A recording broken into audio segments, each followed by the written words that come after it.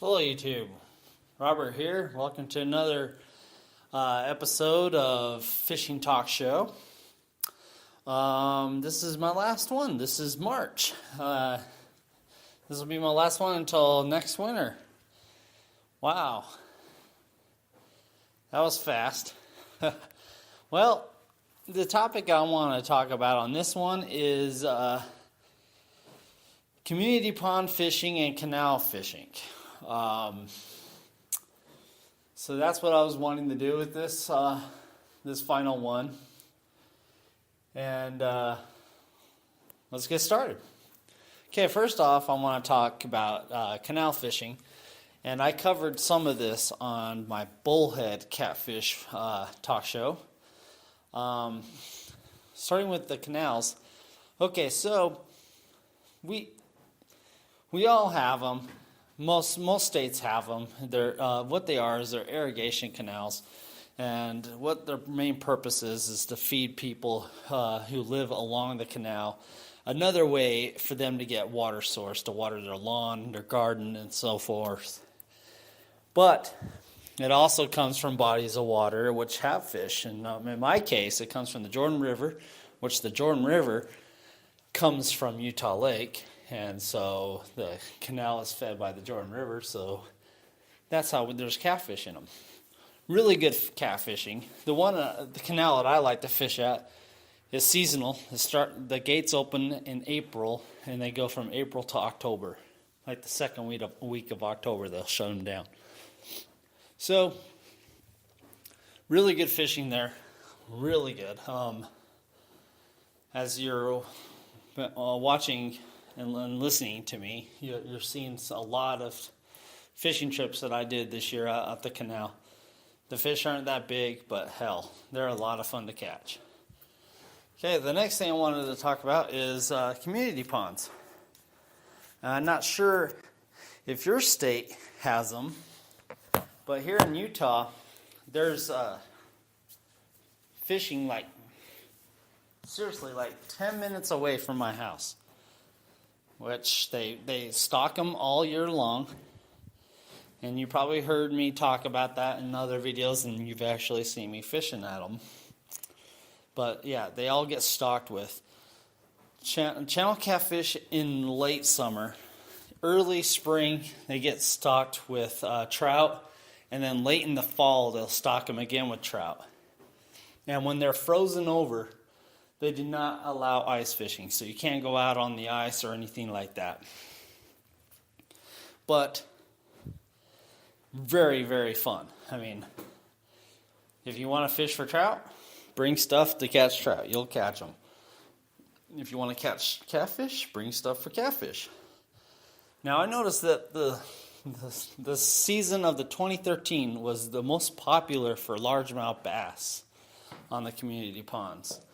I've seen folks just sitting there walking the whole pond, just trying different spots and throwing lures out, and they've been very successful in catching bass. So bass fishing has been very popular on the community ponds in 2013. Now, I have seen some fly fishing going on the community ponds, and that's something I want to try. I want to give that a try this year, so you're going to be seeing me doing that.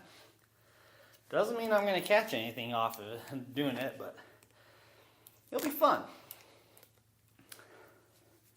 So, I want to hear from you. What do you guys have 10 minutes away from your house that you can go fish? I mean, do you guys have community ponds in your state? Do you guys have a canal that you have never tried but you're going to try it? Just give it an hour, seriously.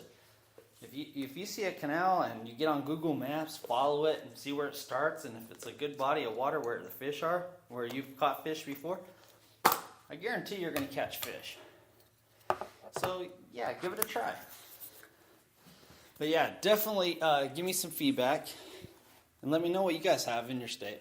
I would love to hear from all my subscribers on what they have as far as local fishing.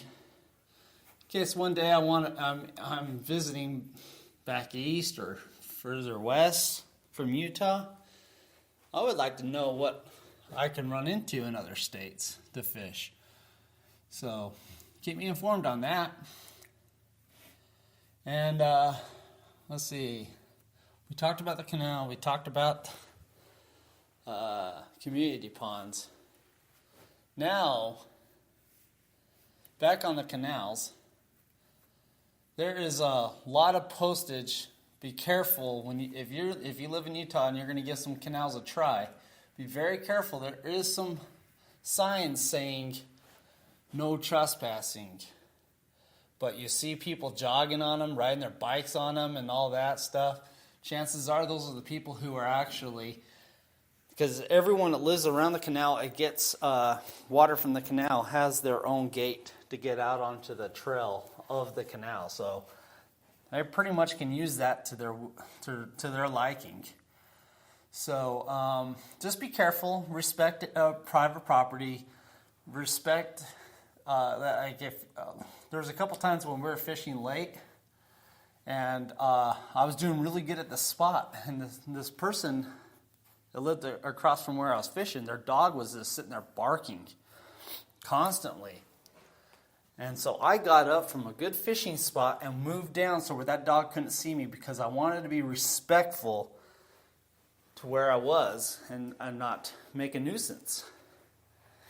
Well, one day I came across, and I was fishing it, and a guy who actually works for the canal stopped by and just asked me how the fishing was going. And I said, it was going good.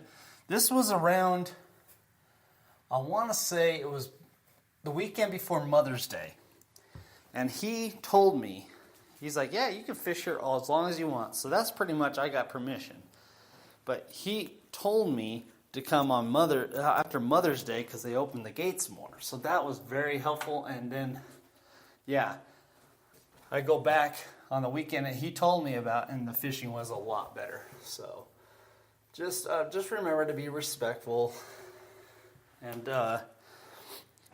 if you are fishing one of the canals and a dog in the neighborhood, in the yard right where you're fishing is barking, yeah, just move out of the dog's area. So that's just a way to show some courtesy to the people who live there. And the community ponds in the state of Utah, it doesn't matter the species of fish. It's a two fish limit. Doesn't matter if they encourage all largemouth bass to be returned if they're under 12 inches, which I think a largemouth bass should always be returned, in my opinion. I don't think anyone should keep them. I try to release all my fish. Trout is a little bit touchy, but if you're fly fishing, most likely the trout is only going to be hooked in the corner of his mouth, so it's not that big of a deal. But anyway, so it's a 2 species limit. So if you catch 1 bluegill and 1 catfish, there's your limit. If you catch 1 trout and 1 catfish, that's your limit. It doesn't matter. It's only 2 fish, period. It doesn't matter the different species. You can't, it's not 2 of each species. It's only 2 only. And you must have a fishing license. In the state of Utah, if you are, if you're 12, you have to have a license. I think you can fish on someone else's license until you hit the age of 12. So just keep that in mind when you go out there fishing with your kids. They're over 12. They need to have their own license. And it's really nice, too. I mean, they have a station where you can go and clean your fish. They also have these little trash bins around the whole pond that they would love for you to recycle your fishing line and put your fishing line in them, so they don't get all wrapped around bushes and stuff and make the place look crappy.